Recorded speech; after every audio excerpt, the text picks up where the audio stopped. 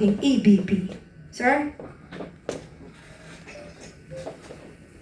Yung SONA, kinakailangan hindi maging sana. Kasi po, state of the nation yun, hindi po yun para sa hinaharap, kundi sa mga nagawa. We have to be fair. Marami pong tama na iniulat ang ating Pangulo sa atin. Palagay ko with regard to education, for example, yung mga na-promote at na-hire ng mga teachers, okay yan. Yung pag-introduce ng AI sa agrikultura, yung pag-alis ng mga fees sa mga online transactions, maganda yan. Maganda lahat yan. Pero kung mapapansin ninyo, yung mga pinaka-kritikal na usapin ay parang sadyang nanatiling malabo. Halimbawa, wala po siyang binanggit na mabigat ukol sa kanyang pinsan na si Romualdez. Alam ko ang reaksyon ng iba hindi raw siya pangulo ng kanyang pamilya, etc. Pero hindi pa rin malinaw kung talagang kakasuhan na ba talaga itong si Romualdez o hindi. Dahil pwede namang linawin na lang, sabihin na talaga kung talagang kakasuhan na siya. At hindi lang po si Romualdez, kundi yung mga kontraktor na nandun sa harapan niya nung araw na yun. So walang binanggit na malinaw ukol doon. Pangalawa, hindi niya rin in-address yung mga senador na hinuhuli. Kasi kung meron siyang pagtutol o kaya hindi siya sang-ayon doon sa nangyayari na yon or hindi siya kasabwat doon, dapat may binanggit siya ukol kay Bato, kay Marcoleta, kahit si Kela Defensor at yung mga namimintong kaso kay Alan Cayetano, etc.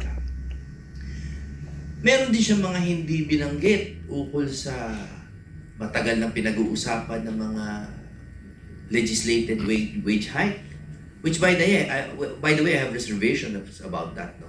Pero hindi niya binanggit. Mabibigat po yung mga usapin na yan. At finally, hindi ko gusto yung isinusubo sa atin basta-basta yung Paxilica. No, hindi ko po talaga gusto yun. Dahil po yung Paxilica is not a treaty. No? Hindi po yan treaty, hindi yan tratado. At sana hindi mawala ang atensyon nyo dahil importante to. Yung Paxilica po, hindi natin kailangan alamin yan. Kaya nga si BP hindi niya inaalam, di ba? Hindi niya inalam yan kasi ang Paxilica is simply a business proposal. Ang akala ng iba, yung Paxilica ay isang simpleng pagtutulungang ekonomiya ukol sa AI. Ang hindi po alam ng iba na potentially yung Paxilica could be perceived by some of our Asian neighbors as an economic alliance against them. Therefore, hindi tayo basta-basta dapat sumali sa Paxilica kung meron tayong mga karatig bayan na ma-threaten sa pagsali natin dyan. Hindi ko sinasabing masama ang Paxilica. Ang sinasabi ko is it does not have the strictures of a treaty. It does not have the protections of a treaty. It is not a treaty. It is a business proposal. Tama? So, para sa akin, yun yung mga glaring doon sa SONA na sa isang banda may mga hindi siya binanggit na dapat binanggit. At pangalawa, yung binanggit naman niya, tulad nga nung Paxilica, ay parang hindi pa naman nakukonsulta yung buong bayan, ay parang inihahain na as a, kumbaga, a foregone conclusion, na parang sure na yan, mangyayari na yan. Marami pa ako masyadong thoughts about the SONA. Pero for now, ang overall theme ng SONA ay mas marami yung sana. Yun lang. Maraming salamat, Attorney Jimmy. Also, ang SONA dapat hindi sana. Tama ba yun?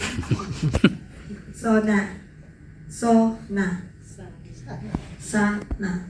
Kaya nga dapat, ang ating pong paninindigan ay makinig sa mga pangako at mga nilalatag. Ngunit sana, totoo. Tama ba yun? But anyway, ngayon naman po, para kay Attorney Yvette Contacto, actually, ang nasagutan ni Ka Jimmy, sabihin ko pala dapat kay Ka Jimmy, bilang EBP or our EBP, ano ba ang posisyon ng EBP office sa mga prioridad ng SONA?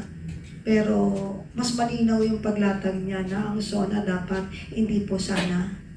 So hindi naman nila in-spell yung SONA ng sana. Buti naman baka ini-AI din niya. Alam niyo mga kababayan, maraming nakakatawa na mga usapin, na mga naririnig tayo sa mga nilalatag sa kaliwat kanan. Pero ngayon na po ang dating ng mga usapin sa kaliwat kanan, hindi na po nakatutuwa, nakakakilabot. Kasi ang lagi na lang biktima dito, ang mga Pilipino, umaasa sa makatotohanang solusyon sa mga problemang kinakaharap ng ating bayan. At ngayon, Attorney Yvette, ano po ba yung dapat bantayan natin sa legal at governance po ngayon? At this stage kasi, this is already the 5th SONA, no? ng ating Pangulo, no? Isa na lang. Pero, etong pang-5 kasi na to, dapat nag-build up na no? Yung mga gains, anuman yung mga naging accomplishments ng current administration. Yun, personally, yun ang hinahanap ko. 5 years na po natin silang sinusweldohan. Ano ang resibo? Yun ang inaantay natin. But ang lumalabas, ang naging report na na naging tanyag as their accomplishments, number 1, in terms sa education, meron na daw pong lapel na microphone sa mga teachers. And if you will care to look at the budget, aabot ho yung lapel na yon up to almost 500 million worth, no? For almost 800,000 teachers po yata, 800,000 pieces. And yet, walang document supporting that. Yun ba talaga ay nakaabot? But it was reported as an achievement. Second, ano yung isang pinagmalaki? Etong pagkukulture ng enoki mushrooms. Enoki mushrooms. Ganon ka simple. Hindi varied yung economic reforms para masustain yung livelihood ng ating mga kababayan except for this small sector ng pagre-raise ng enoki mushrooms. And also yung yung